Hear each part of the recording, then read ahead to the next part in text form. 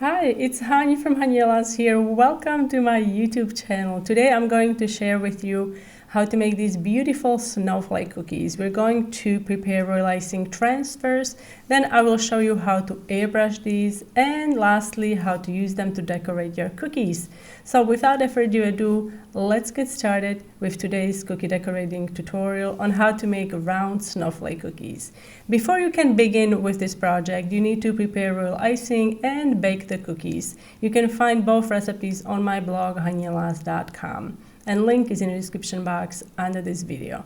I'm going to start by making the snowflakes because these need some time to dry, and then also we have to airbrush these. I've got a template in a protector sheet. I'm piping icing directly onto the protector sheet. I'm using consistency that is not stiff, it's like a piping consistency that is soft, so soft piping consistency. And I'm using a piping tip number 2 to pipe all the details. Most of the design, it's based on a teardrop shape, so you can see the fork I'm doing here at the very end. I'm piping 2 teardrop shapes, except the star that was like a straight line, and then all the lines, you can see I'm doing the teardrop shape, beaded border, starting at the outer edge and then moving towards the middle where all the lines will connect. You can prepare these transfers ahead of time. Just keep in mind that these snowflakes, they're fragile. They're not like your traditional transfer where it's a full layer of icing on the bottom and then you add details on the top. So keep that in mind and store these perhaps layered between pieces of paper towel. And once you are done piping these, you can set them aside on a flat tray or a flat baking sheet and let these dry overnight. I'm going to finish my design with a pearl in the middle, and then we can move on and do the second design. This design is slightly different. It's a bit smaller. I'm also going to decorate a small cookies, so I wanted to make sure that the snowflake was going to fit, and that's why I resized it to this size. And so you can see here, I'm not doing the beaded border line. I'm doing a straight line, starting at the outer edge again and then meeting in the middle. And again, this is the same consistency I used on a previous snowflake, so about soft piping consistency, and I'm using a piping tip number 2. You can use piping tip number 1.5. You can see the snowflake on the left was done with a smaller piping tip, but you can see the lines are very, very fine. So likelihood of this snowflake breaking is quite large. And so I would say stick with the piping tip number 2. And now I'm adding loops. These loops also strengthen the snowflake. You can see each loop is touching both of the lines, so it's going to make this snowflake a bit stronger. And I'm going to finish with a pearl in the middle. Once all the snowflakes are dry, we can use them for our project. I'm going to also airbrush these, so I will share with you how to airbrush these. And I'm going to use 2 colors. I'm going to use sky blue and some pink airbrush food coloring, and also for a little shimmer I will be using pearl airbrush food coloring. This is just going to elevate that snowflake to a new level with a nice kind of shimmer and shine. So I'm starting with the blue. The idea is to airbrush the middle more than the outer edges. So I'm starting in the very middle. It's very important that you hold your airbrush gun perpendicular to the snowflake, and then start in the middle and then move your gun towards the outer edges. You can see here my color is purple. So what I did, I just added some pink into my airbrush gun, and blue and pink makes purple, so very easy to do. So these all are going to be just one color. And you can see here that's the snowflake on the right hand side. That's super super fine, made with PME 1.5 piping tip.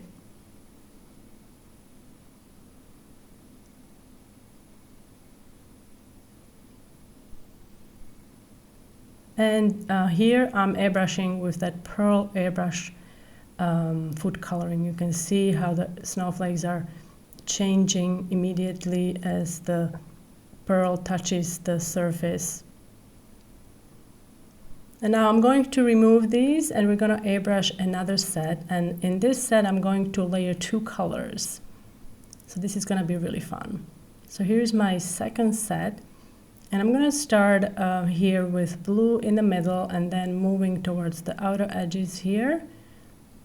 Very lightly. If you need to, you can practice this on a piece of paper before you do your piped snowflakes, just in case if you are not 100% sure. And now I'm gonna do some pink.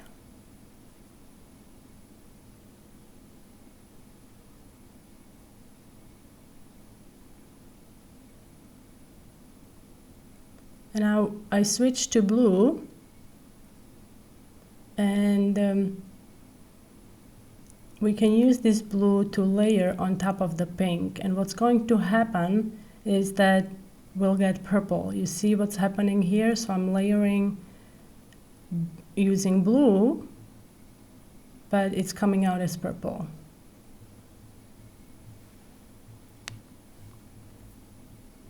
And you can really play with this and create so many different options. I mean, there are so many different options for this technique. You can use different colors and just get creative. So here I'm using pink. I'm just touching the edge of blue so it turns purple, and then I'm moving towards the edges and making the arms pink. Isn't that pretty? I love how this turned out. And here is another one, again using pink here, just touching the edge of the blue, and it starts to turn purple. Again, reminder, very important to keep your airbrush gun perpendicular to the snowflake you are airbrushing.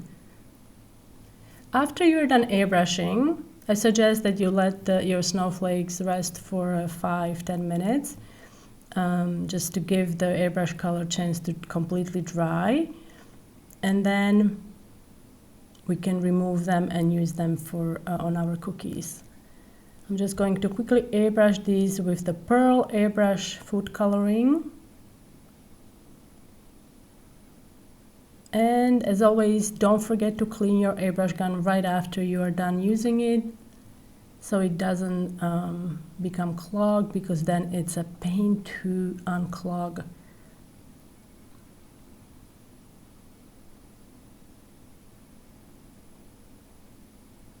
All right, here we go. So we can remove these and set them on a flat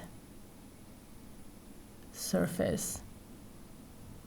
And here they are, and you can see they're very easy to remove.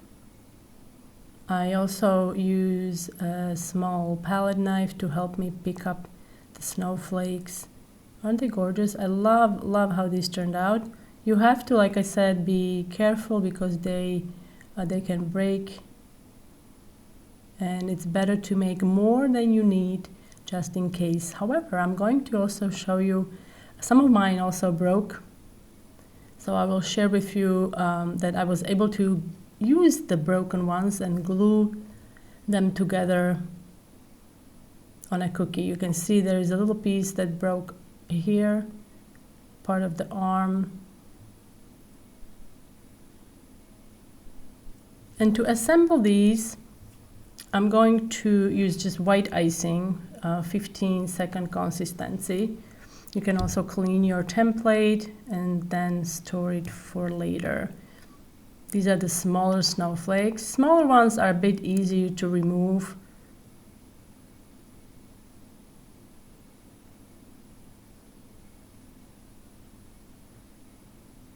And And here is that fine one. You can see there's such a difference, right? I mean, I love the delicateness of the one made with PME 1.5, but for the sake of my sanity, I used piping to number 2. So I'm starting with the outline and then filling in with my white icing. This is 15-second consistency. And then you can use your scribe tool and move the icing and distribute it evenly across the cookie. And we're going to use what's called the dry on wet application, meaning I'm going to pick up my dry transfer and I'm going to very carefully layer it on top of my wet icing, like so. And that's it. I'm just using my scribe here, making sure that all the arms are touching the icing. And let's do this one more time.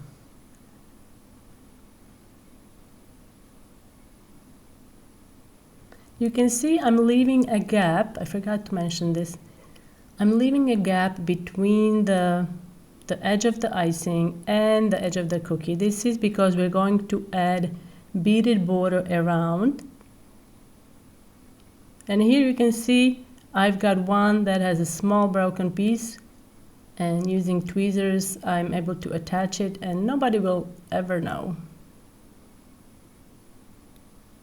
So you can see I'm piping the border. I'm not going all the way to the edge. I'm leaving a small gap there, and into this gap we will pipe beaded border once the icing dries. And here this one broke even more. There are 3 pieces. So I was able to glue that on and I was so glad, because I felt like, oh no, the snowflake broke, what a shame. You know, making them, it takes a bit of time, so I was a bit disappointed that I wasn't careful enough, but thankfully I was able to glue it back on. And this is the smaller cookie I was telling you about. I'm going to use the smaller snowflakes on these.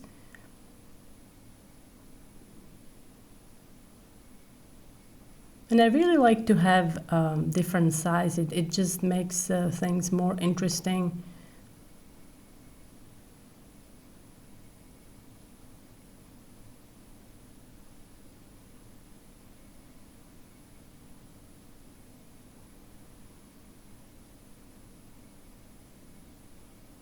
All right, and now we can add that beaded border. I'm using, this is number 2 piping tip.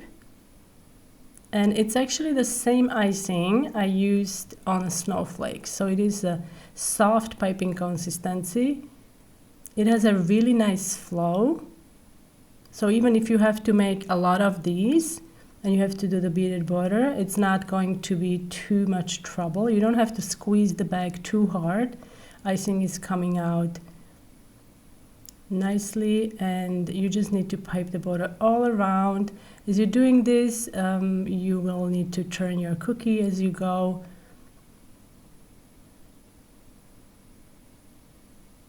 If you haven't done beaded border, I suggest that you practice it first and make straight lines instead of curved lines, and then you can move on and do the rounds.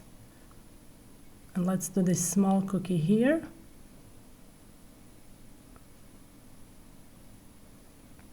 And here they are, beautiful snowflake cookies using transfers. I hope you guys enjoyed this tutorial. Hopefully you learned something new today. Thank you so much for watching.